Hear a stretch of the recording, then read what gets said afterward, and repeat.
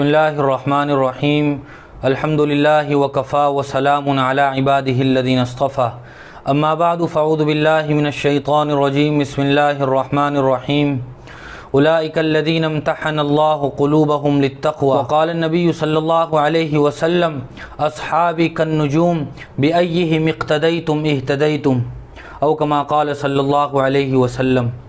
محترم بزرگوں، دوستوں، میرے دینی اور ایمانی بھائیوں، اللہ تبارک و تعالیٰ نے اس کائنات کو وجود بخشا، اس میں انسانوں کو پیدا فرمایا۔ انسانوں کی رہنمائی کے لیے اور ہدایت کے لیے اللہ تبارک و تعالیٰ نے بنیادی طور پر دو سلسلے جاری فرمائے۔ ایک وہ جن کو رجال اللہ یعنی انبیاء کے نام سے یاد کیا جاتا ہے، دوسرا وہ کتب اللہ کے نام سے ہم جن کو یاد کر سکتے ہیں، یعنی اللہ تبارک و تعالیٰ نے مختلف زمانوں میں مختلف انبیاء پر مختلف کتابیں اور صحیفے نازل فرمائے۔ سب سے اخیر میں ہم سب کے آقا تاجدار مدینہ محمد عربی احمد مجتبیٰ محمد مصطفیٰ صلی اللہ علیہ وسلم کو مبعوث فرمایا اور آپ پر قرآن جیسی عظیم اور مقدس کتاب نازل فرمائی۔ نبی کریم صلی اللہ علیہ وسلم کی بعثت بھی قیامت تک کے لیے اور پوری کائنات کے لیے، اور قرآن مجید بھی قیامت تک کے لیے اور پوری انسانیت کے لیے ہے۔ حضور اکرم صلی اللہ علیہ وسلم کی محنت کے نتیجے میں جو افراد تیار ہوئے اور جنہوں نے آپ کی بات کو مانا، آپ کے مشن کو تسلیم کیا، آپ کی محنت میں وہ بھی شامل ہوئے، ان کو صحابہ اکرام کہا جاتا ہے۔ صحابہ اکرام رضوان اللہ تعالی علیہم اجمعین اس کائنات کی وہ مقدس جماعت ہے جو انبیاء کے بعد سب سے بڑے مرتبے پر فائز ہیں۔ صحابہ اکرام رضوان اللہ تعالی علیہم اجمعین وہ لوگ ہیں جن کو اللہ تبارک و تعالی نے وہ عظیم مقام عنایت فرمایا جو کسی اور انسان کے حصے میں نہیں آیا۔ وہ مقام کہ اللہ تبارک و تعالی نے ان کو اپنے سب سے محبوب اور چہیتے پیغمبر صلی اللہ علیہ وسلم کی صحبت کے لیے منتخب فرمایا۔ وہ نبی کریم صلی اللہ علیہ وسلم کی صحبت میں رہے، انہوں نے براہ راست حضور اکرم صلی اللہ علیہ وسلم کی درسگاہ میں بیٹھ کر استفادہ کیا اور علم حاصل کیا۔ وہ آسمان نبوت کے ستارے ہیں، اسی لیے حضور اکرم صلی اللہ علیہ وسلم نے بھی ارشاد فرمایا اصحابی کالنجوم بأیہم اقتدیتم اہتدیتم، کہ میرے صحابہ تو ستاروں کے مانند ہیں، ان میں سے جس کی اقتداء کر لو گے کامیاب ہو جاؤ گے، راہ یاب ہو جاؤ گے۔ اسی طرح حضور اکرم صلی اللہ علیہ وسلم نے صحابہ اکرام کے فضائل بیان فرمایا اذا رأیتم الذین یسبون اصحابی فقولوا لعنت اللہ علی شرکم، کہ جب تم دیکھو کہ کوئی آدمی میرے صحابہ اکرام کو لعن طعن کر رہا ہے، میرے صحابہ اکرام کو گالیاں دے رہا ہے، تو تم کہو کہ تم پر اور تمہارے شر پر اللہ کی لعنت ہو۔ حضور اکرم صلی اللہ علیہ وسلم نے ایک دوسری حدیث میں ارشاد فرمایا لا تسبوا اصحابی فوالذی نفسی بیدہ لو ان احدکم انفق مثل احد ذہبا ما بلغ مد احدہم ولا نصیفہ، کہ لوگوں میرے صحابہ کو گالی مت دینا، قسم ہے اس ذات کی جس کے قبضے میں میری جان ہے، اگر تم میں سے کوئی بھی احد پہاڑ کے برابر بھی سونا راہ خدا میں خرچ کر دے تو وہ میرے صحابہ اکرام کے آدھے اور پورے کے برابر نہیں ہو سکتا۔ حضور اکرم صلی اللہ علیہ وسلم کی صحبت میں رہ کر صحابہ اکرام ہیرا بن گئے تھے۔ ان کی اگر ہم پرانی اور زمانے جاہلیت کی زندگی پر نظر ڈالتے ہیں تو علامہ اقبال علیہ الرحمہ کا یہ شعر عکاسی کرتا ہوا نظر آتا ہے خود نہ تھے جو راہ پر اوروں کے ہادی بن گئے، کیا نظر تھی جس نے مردوں کو مسیحا کر دیا۔ وہ کس کی نظر تھی؟ وہ اسی فیضان نبی صلی اللہ علیہ وسلم کی نظر تھی جس نظر نے صحابہ اکرام کو ہیرا بنا دیا تھا۔ پوری امت کے لیے اللہ تبارک و تعالیٰ نے ان کو مشعل راہ بنایا ہے۔ صحابہ اکرام کو اللہ تبارک و تعالیٰ نے وہ عظیم تمغہ اور خصوصی امتیاز عطا فرمایا کہ اس کے بعد صحابہ اکرام کو کسی امتیاز کی ضرورت نہیں ہے۔ اللہ تبارک و تعالیٰ نے دنیا میں رہتے ہوئے ان کے لیے یہ اعلان فرمایا کہ میں صحابہ سے راضی ہوں اور صحابہ مجھ سے راضی ہیں، رضی اللہ عنہم ورضوا عنہ۔ قرآن مجید میں کہیں فرمایا اولئک هم المفلحون، کہ صحابہ اکرام تو کامیاب ہیں، کہیں فرمایا اولئک هم الفائزون، کہیں فرمایا اولئک الذین امتحن اللہ قلوبہم للتقوی، اور صحابہ اکرام کے ایمان کو اللہ تبارک و تعالیٰ نے معیار ایمان قرار دیا۔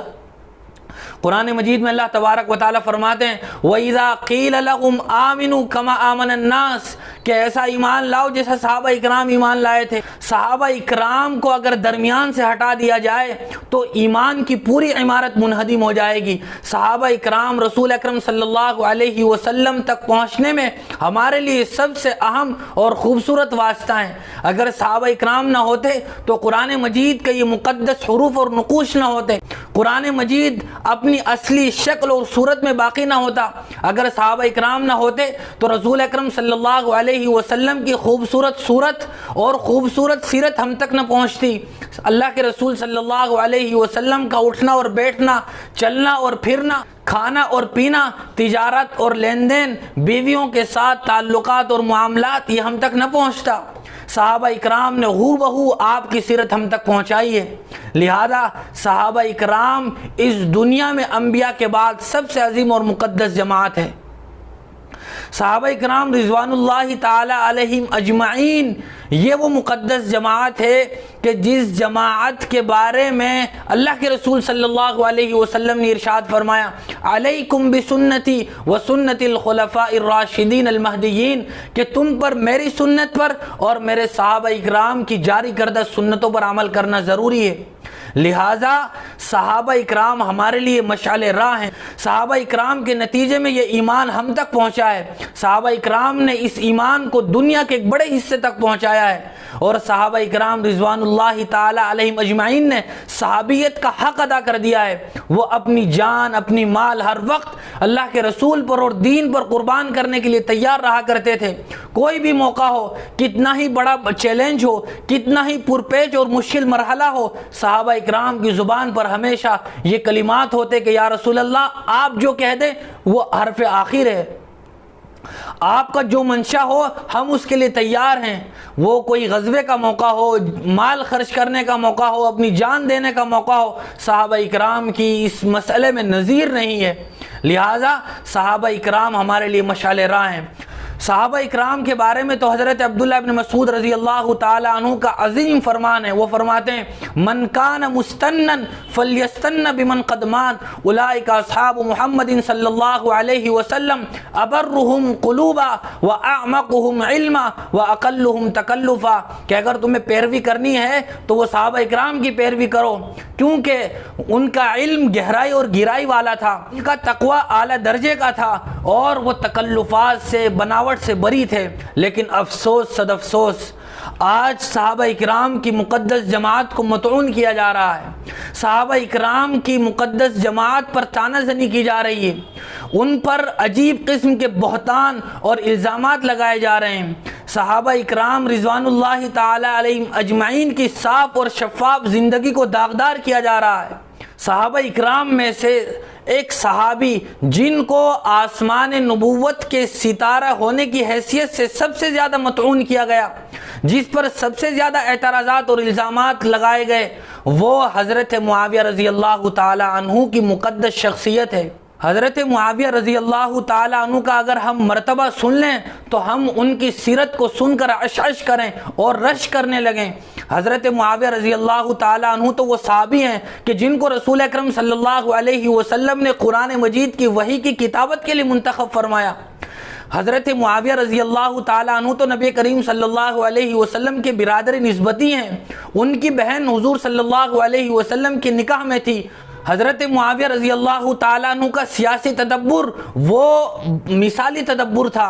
حضرت معاویہ رضی اللہ تعالیٰ عنہ کے دور خلافت میں اور ان کی حکومت میں دنیا کے ایک بڑے حصے پر اسلامی حکومت کا پرچم لہرایا۔ حضرت معاویہ رضی اللہ تعالیٰ عنہ تو مقدس صحابی ہیں جن سے نبی کریم صلی اللہ علیہ وسلم اپنے راز کی باتیں کیا کرتے تھے۔ لہذا حضرت معاویہ رضی اللہ تعالیٰ عنہ پر اس طرح کی بیجا الزام تراشیاں کرنا یہ خود اپنی جان کو خطرے میں ڈالنے کے مترادف ہے۔ یہ بہت ہی پرپیش راستہ ہے جس طرف ہم چل پڑے ہیں۔ آج ضرورت ہے ان اعتراضات کے جواب دینے کی جو دن بدن اسلام پر کیے جا رہے ہیں۔ آج ضرورت ہے ہر طرف سے جو ایک طوفان بدتمیزی اسلام پر حملہ آور ہے اس کا جواب دینے کی، اس کا دفاع کرنے کی اور اس کا مقابلہ کرنے کی۔